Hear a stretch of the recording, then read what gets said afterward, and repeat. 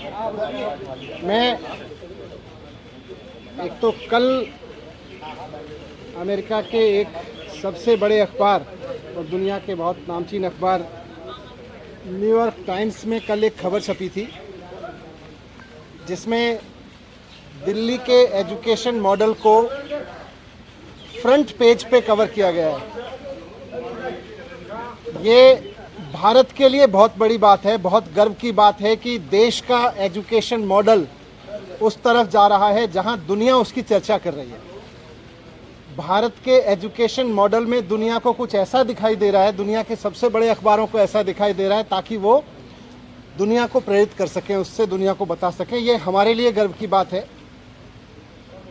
अभी मैं ये देख रहा था कि इसी न्यूयॉर्क टाइम्स के फ्रंट पेज पे करीब 1.5 साल पहले ये तस्वीर छपी थी, आपने भी देखा होगा, जिसमें कोविड के दौरान नदी के किनारे जलती हुई लाखों लाशों की तस्वीरें छपी थीं। कोविड के दौरान लाखों लाशें मां गंगा के किनारे पर किस तरह से गैर इंसानियत से जलाई गई थी, उसकी तस्वीर, उसकी खबर न्यूयॉर्क टाइम्स में छपी थी 1.5 साल पहले। जब ये खबर हमने देखी थी और देश के लोगों ने देखी थी तो एक भारतीय के नाते थोड़ा अपने आप पे शर्म आई थी, अपनी गवर्नेंस पे शर्म आई थी, अपने मॉडल पे शर्म आई थी। दुनिया में कोविड हैंडल हो रहा था लेकिन हम ऐसे हैंडल कर रहे थे, इस पर शर्म आई थी कि भारत में कोविड ऐसे हैंडल हो रहा है। कल जब ये खबर छपी तो एक भारतीय के नाते सबको गर्व हुआ कि भारत में एजुकेशन का ऐसा मॉडल है जिसको न्यूयॉर्क टाइम्स जैसे अखबार फ्रंट पेज पे लीड स्टोरी बना बना के पूरी पिक्चर और पूरी स्टोरी छाप रहे हैं, इतना बड़ा आर्टिकल छाप रहे हैं। ये मेरे लिए भी गर्व की बात है, लेकिन मैं बहुत विनम्रता के साथ कहना चाहता हूँ कि ये खबर मेरी उपलब्धि नहीं है। ये खबर मेरी वजह से नहीं छपी कि मैंने कुछ ऐसा कर दिया जिसकी तारीफ हो रही है। ये एक्चुअली दिल्ली के टीचर्स की तारीफ है। तो आज जब न्यूयॉर्क टाइम्स के फ्रंट पेज पे दिल्ली के टीचर्स का काम छप रहा है और सारी दुनिया उनकी तारीफ कर रही है, तो मैं दिल्ली के टीचर्स को बहुत बहुत बधाई देना चाहता हूँ। मैं उनको कहना चाहता हूँ कि इसी तरह से लगे रहिए। लाखों करोड़ों बच्चे, आने वाली पीढ़ियाँ इस बात को याद रखेंगी कि दिल्ली के टीचर्स ने और दिल्ली के बच्चों ने इतनी मेहनत की कि उनका काम दुनिया में, सारी दुनिया के सर चढ़ के बोला, सारी दुनिया में भारत की तारीफ का कारण बना। ये हम सब के लिए और ख़ासतौर से हमारे टीचर्स के लिए गर्व की बात है। कल मेरे घर सीबीआई के ऑफिसर्स आए थे और दिल्ली सचिवालय में मेरे जो एजुकेशन मिनिस्टर का, डिप्टी सीएम का ऑफिस है, वहाँ पर भी उन्होंने रेड की थी। सारे ऑफिसर्स दोनों जगह बहुत अच्छे लोग थे, बहुत अच्छे से सबने बहुत व्यवहार किया। उनको ऊपर से ऑर्डर्स हैं, उसकी तामील उनको करनी है। जो भी उनसे सही गलत कराया जा रहा है वो ऊपर के ऑर्डर से कराया जा रहा है। लेकिन मैं व्यक्तिगत रूप से खुद और अपने परिवार की तरफ से उन तमाम सीबीआई ऑफिसर्स का बहुत धन्यवाद करना चाहता हूं जिन्होंने कल बहुत अच्छे से मेरे परिवार के साथ व्यवहार करते हुए मेरे घर को सर्च किया। और मुझे व्यक्तिगत रूप से उनसे मिलके अच्छा लगा। सीबीआई कोई अपने घर पे नहीं चाहता है, लेकिन अच्छे लोग थे, अच्छा लगा। जिस एक्साइज पॉलिसी के बारे में ये सारा विवाद खड़ा किया जा रहा है, मैं उसके बारे में कहना चाहता हूं कि वो इस देश की सबसे बेस्ट एक्साइज पॉलिसी है और उस पॉलिसी को हम पूरी ट्रांसपेरेंसी और पूरी ईमानदारी से लागू कर रहे थे और बहुत ईमानदारी से वो पॉलिसी तैयार की गई। अगर दिल्ली के एलजी साहब ने 48 घंटे पहले उस पॉलिसी को फेल करने की साजिश के तहत अपना फैसला नहीं बदला होता तो आज दिल्ली सरकार को इस बेस्ट एक्साइज पॉलिसी से कम 10,000 करोड़ रुपए हर साल मिल रहे होते। ये लोग कह रहे हैं कि इस पॉलिसी में बहुत बड़ा घोटाला हो गया।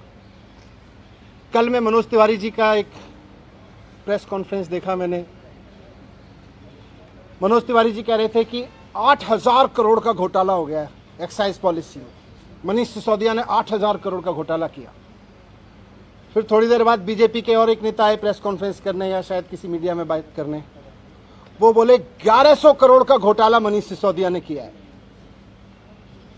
फिर मैं सोच रहा था कि एलजी साहब ने जो प्रेस रिलीज जारी किया था उसमें उन्होंने लिखा था 144 करोड़ का घोटाला कर दिया मनीष सिसोदिया ने। कल फिर जब सीबीआई के ऑफिसर्स आए तो वो एफआईआर लेके आए थे, उसमें ना 8000 करोड़ का जिक्र था, ना 1100 करोड़ का जिक्र था। उसमें लिखा था सोर्सेज कह रहे हैं कि 1 करोड़ का घोटाला हुआ है। सोर्सेज कह रहे हैं कि 1 करोड़ का घोटाला हुआ है, ये सीबीआई की एफआईआर कह रही है। इसमें ना 144 करोड़ का जिक्र है, ना 11,000 करोड़ का जिक्र है, 1100 करोड़ का, ना 8000 करोड़ का मनोज तिवारी जी वाला जिक्र है। मैं कह रहा हूं कि ये सब बकवास है, ये सब बकवास कर रहे हैं। इस पूरी पॉलिसी में कोई घोटाला नहीं हुआ, बहुत शानदार पॉलिसी है। और जो ये लोग कह रहे हैं इनको ना तो कुछ पता है, ना इन्होंने कुछ पढ़ा है, बस इनको तो कहीं से कोई स्क्रिप्ट जो दी जाती है ये उसको रटते हैं। मैं आज आपको बताता हूं कि इस पूरे शोर शराबे के पीछे असली कहानी क्या है, इसका सच क्या है। सच ये है कि मुद्दा शराब का घोटाला है ही नहीं। इनको शराब के किसी घोटाले की चिंता नहीं है, इनको घोटाले की चिंता नहीं है। अगर इनको शराब के घोटाले की चिंता होती तो गुजरात में हर साल 10,000 करोड़ रुपए की एक्साइज चोरी होती है। अगर शराब की एक्साइज की चोरी की अगर चिंता इनको होती, एक्साइज के घोटाले की इनको चिंता होती, तो आज ये सीबीआई का पूरा हेडक्वार्टर गुजरात में शिफ्ट करा देते 10,000 करोड़ का घोटाला रोकने के लिए। और यही लोग करवा रहे हैं, जो लोग सीबीआई को इंस्ट्रक्शंस दे रहे हैं ना, यही लोग गुजरात में 10,000 करोड़ रुपए की एक्साइज की चोरी कर रहे हैं। लेकिन इनको घोटाले की चिंता नहीं है, शराब की एक्साइज की पॉलिसी में हो रही चोरी की किसी की चिंता नहीं है, क्योंकि गुजरात में 10,000 करोड़ की चोरी हो रही है, वहां सीबीआई नहीं भेजते। अगर घोटाले की चिंता होती तो ईडी का दफ्तर वहां खुल जाता, ईडी का पूरा हेडक्वार्टर वहां शिफ्ट हो जाता, वहां नहीं हो रही कोई धरपकड़। इसलिए मुद्दा तो करप्शन है ही नहीं, मुद्दा तो शराब का घोटाला है ही नहीं, मुद्दा तो घोटाला है ही नहीं। अगर मुद्दा घोटाला होता तो प्रधानमंत्री जी ने कुछ दिन पहले बुंदेलखंड एक्सप्रेसवे का उद्घाटन किया था। आप सबने देखा था, आप सबने दिखाया था, सारे मीडिया ने चलाया था, और सारे मीडिया ने देश के बहुत शोर से बताया कि प्रधानमंत्री जी ने जिस हाईवे का, एक्सप्रेसवे का उद्घाटन किया था, 5 दिन के अंदर अंदर वो पूरी तरह से धंस गया। बहुत बड़ा घोटाला हुआ वो एक्सप्रेसवे बनाने में, हाईवे बनाने में। अगर मुद्दा करप्शन होता तो आज सीबीआई और ईडी प्रधानमंत्री द्वारा उद्घाटित किए गए उस महामार्ग के घोटालेबाजों को पकड़ रही होती, उनके घर रेड कर रही होती, जिन्होंने इतना बड़ा घोटाला कर दिया कि प्रधानमंत्री जी ने जिस एक्सप्रेसवे का उद्घाटन किया 5 दिन में धंस गया। वो है घोटाला। लेकिन जैसा मैं कह रहा हूं, मुद्दा घोटाला है ही नहीं। शराब या एक्साइज की चोरी इनकी परेशानी है ही नहीं, इनकी परेशानी है अरविंद केजरीवाल।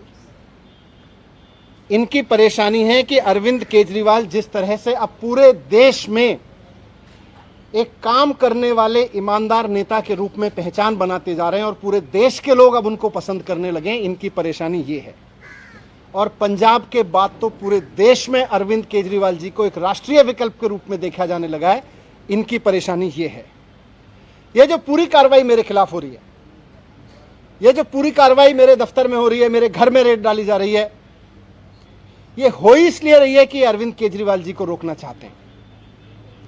ये अरविंद केजरीवाल जी को रोकने की जो साजिश रची जा रही है उसी स्क्रिप्ट का हिस्सा है। आप सब जानते हैं, देश जानता है कि अरविंद केजरीवाल जी की सबसे बड़ी ताकत है कि वो एक बहुत कट्टर ईमानदार नेता है। अरविंद केजरीवाल जी की दूसरी सबसे बड़ी ताकत है कि उनको काम करना और काम करवाना आता है। उनको दिल्ली का एजुकेशन ठीक करके उन्होंने दिखा दिया कि एजुकेशन कैसे ठीक होता है, उन्होंने हेल्थ ठीक करके दिखा दिया कि हेल्थ सिस्टम कैसे ठीक होता है। आज दुनिया भर में मैंने दिखाया आपको, आज अरविंद केजरीवाल जी की वजह से दुनिया भर में भारत का नाम रोशन हो रहा है।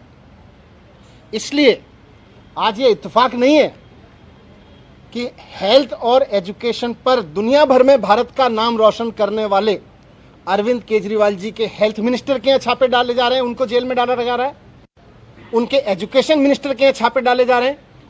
उनको जेल, मुझे जेल में डालने की तैयारी की जा रही है। मेरी गलती ये थोड़ी ना है, वो भी जानते हैं कि कोई भ्रष्टाचार नहीं हुआ। इनको पता है कि कोई भ्रष्टाचार नहीं हुआ, इसीलिए उलझुल बके जाते हैं। इनको, मैंने भ्रष्टाचार नहीं किया, मैंने सिर्फ इतना किया है कि अरविंद केजरीवाल जी का एजुकेशन मिनिस्टर हूं मैं, इसलिए ये कर रहे हैं, इसलिए ये साजिश रची जा रही है। इन्होंने पहले अरविंद केजरीवाल जी के हेल्थ मिनिस्टर को गिरफ्तार किया, फिर कल मेरे यहां रेड डाल दी, अब 2-4 दिन में मुझको भी गिरफ्तार कर लेंगे। तो हेल्थ और एजुकेशन मॉडल जो है अरविंद केजरीवाल जी का, इनका मकसद है कि उसको रोका जाए। मैं कहना चाहता हूं कि देश के प्रधानमंत्री नरेंद्र मोदी जी को पूरे देश ने इतना बड़ा जनमत दिया है,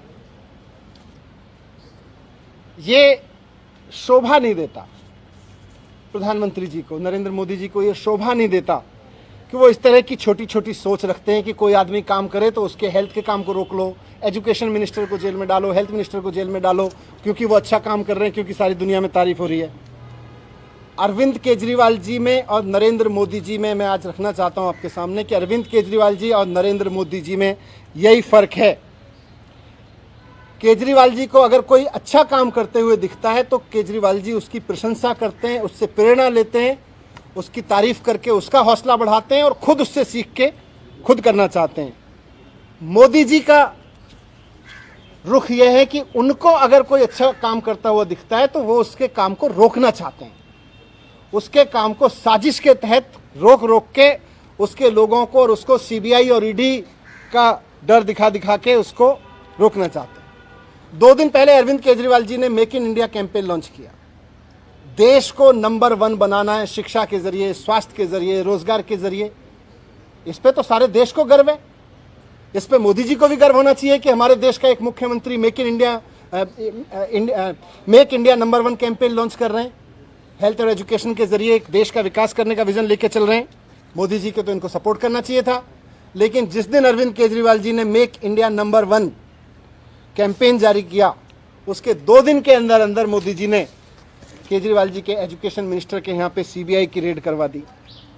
केजरीवाल जी गरीबों के लिए, आम मिडिल क्लास आम आदमी के लिए काम करते हैं, उसके लिए सोचते हैं।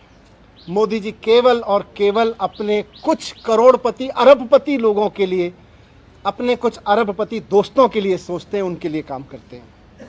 केजरीवाल जी 24 घंटे देश के लिए सोचते हैं कि कैसे देश को आगे बढ़ाया जाए, कैसे सारे बच्चों को अच्छी शिक्षा दी जाए, कैसे किसी गरीब से गरीब आदमी का इलाज करवा दिया जाए।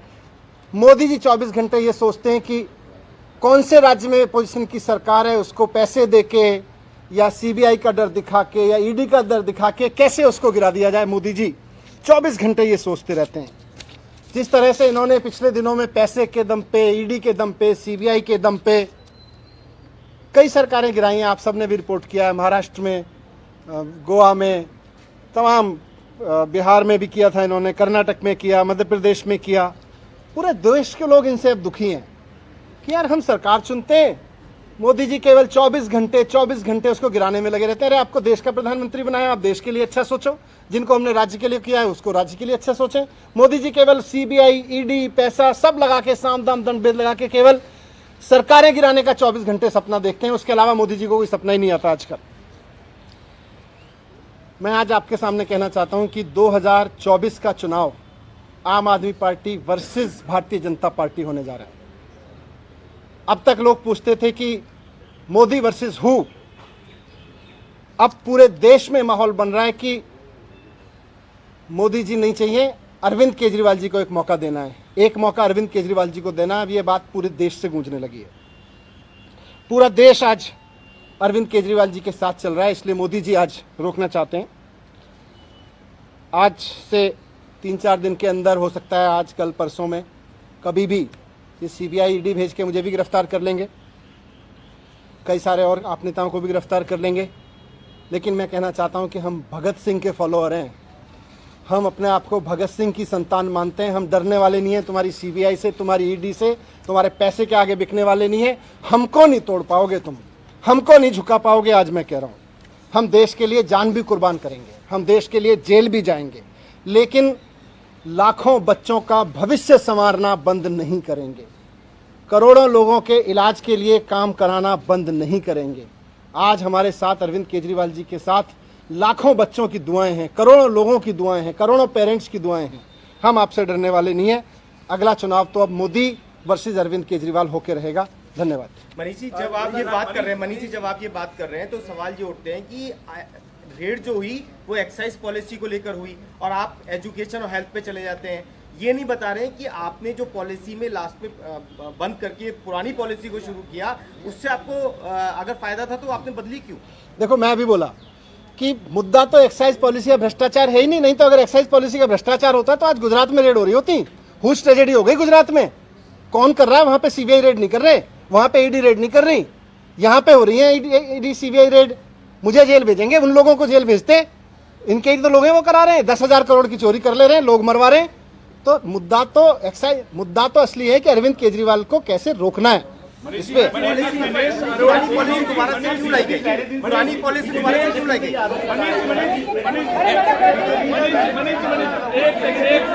बीजेपी पहले दिन से ये आरोप लगा रही है कि 144 करोड़ रुपए जो हैं राशन धारकों के रिफंड किए गए और ये चीफ सेक्रेटरी की रिपोर्ट में भी ये वाली बात है, जिसके मैं ये कह रहा हूँ ये सीबीआई की एफआईआर है। इसमें मनोज तिवारी के 8,000 करोड़ का घोटाला कहाँ है? इसमें बीजेपी के नेताओं के 1100 करोड़ वाला घोटाला कहाँ है जो कह रहे हैं? इसमें वो 140 करोड़ का घोटाला कहाँ है? बताएं। इसमें लिखा है कि सोर्सेज कह रहे हैं कि 1 करोड़ का घोटाला हुआ है। सीबीआई की एफआईआर में ये कहा है कि पब्लिक सर्वेंट ने इनसे पॉलिसी को बनाते हैं अंडू फेवर जो है मिडलमैन और उनको इसमें समीर महेंद्रू है, उसने जो एक पैसा ट्रांसफर किया 1 करोड़ रुपए, वो दिनेश अरोड़ा की आम आदमी पार्टी के लीडर का बड़ा करीबी है। तो क्या संबंध है? अरोड़ा को जानते हैं? क्या ये क्या है? मैं तो कह रहा हूं अगर मुद्दा घोटाला होता तो आज सीबीआई बड़े बड़े जो किंग पिंस 10,000 करोड़ का घोटाला कर रहे हैं उनके यहाँ बैठे होते। मेरे यहाँ किसी के यहाँ बैठे हैं, उनको भी पता है कि घोटाला नहीं है, बैठे हैं, ठीक है। थैंक